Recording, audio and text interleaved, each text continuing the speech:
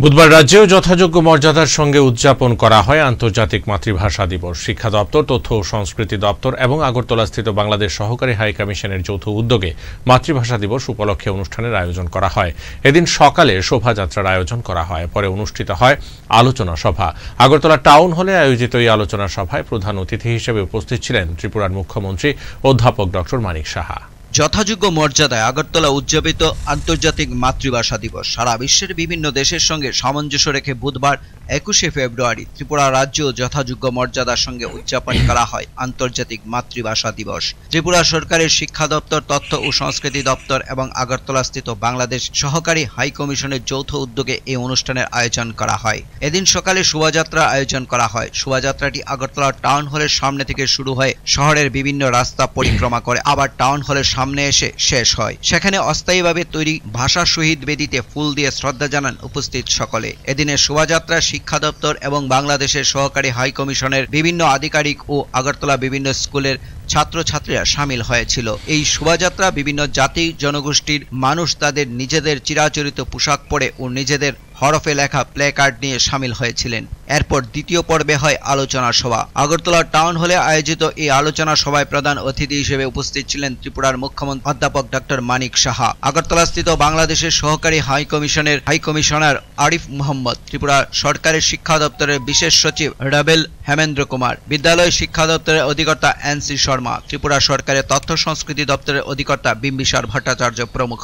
আলোচনা সভায় বক্তব্য রাখতে গিয়ে ত্রিপুরার মুখ্যমন্ত্রী অধ্যাপক ডক্টর মানিক সাহা বলেন, এই দিনটি বাঙালি জাতির আত্ম অহংকারের দিন। ভাষা আন্দোলনে যারা শহীদ হয়েছিলেন তাদের স্মরণ করার মধ্য দিয়ে এদিনের কর্মসূচির সূচনা করা উচিত। প্রত্যেকে নিজের ভাষার কথা বলা উচিত এবং অন্যের ভাষাকে সম্মান জানানো উচিত। অন্য মানুষের মাতৃভাষাকে সম্মান না জানানো অন্যায়। নিজের মাতৃভাষা যেমন জানতে হবে তেমনি অন্যের মাতৃভাষাও জানার চেষ্টা করতে হবে। এর ফলে কাজের সুবিধা হয়। ত্রিপুরা বহু ভাষাভাষী মানুষের রাজ্য, তাই এখানে 8টি ভিন্ন ভিন্ন ভাষার শিক্ষাদানের ব্যবস্থা রয়েছে। সব ভাষায় উন্নয়নের জন্য ত্রিপুরা সরকার কাজ করে চলছে বলেও জানান তিনি। সবশেষে স্থানীয় শিল্পীরা সাংস্কৃতিক অনুষ্ঠান পরিবেশন করেন। এছাড়াও বিভিন্ন বেসরকারি শিল্পী গোষ্ঠীর উদ্যোগেও রাজ্য জুড়ে আন্তর্জাতিক মাতৃভাষা দিবস পালিত হয়।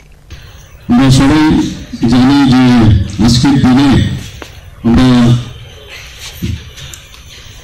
কিছু বলতে গেলে সত্যিকারের অর্থে আজকে রফিক, সালাম, আব্দুল জাফর, সফিউল, বরকত সহ অন্যান্য যারা তরুণ ছাত্র সমাজ ছিল তারা শহীদ হয়েছে, ওনাদেরকে শ্রদ্ধা নিবেদন করে আজকে আমাদের কথা বলা হচ্ছে।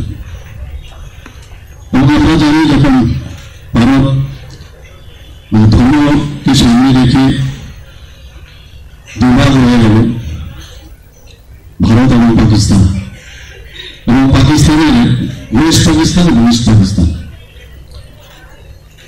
ইস্ট পাকিস্তানে বাংলা ভাষাভাষী লোক ছিল, উর্দু ভাষাভাষী ছিল ওয়েস্টে, কিন্তু পালনে ছিল ওয়েস্ট পাকিস্তানের যারা উর্দু ভাষী লোক তারা জবরদস্তি ইস্ট পাকিস্তান যারা বেশিরভাগই বাংলা ভাষার লোক তাদের উপর চাপিয়ে দেওয়ার চেষ্টা করেছে সরকারি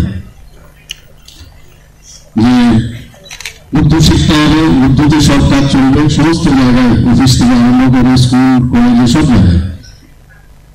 তো সেটাকে সামনে রেখে যে আন্দোলন শুরু হয়েছিল বা এখানে বিস্তারিত আমরা জেনেছি, এবং যেভাবে বিদ্ধ হয়ে এই তরুণ যাদের নাম আমি একটু আগে বললাম তারা লুটিয়ে পড়ল, আজকের দিনেও সেটা স্মরণ করার দিন।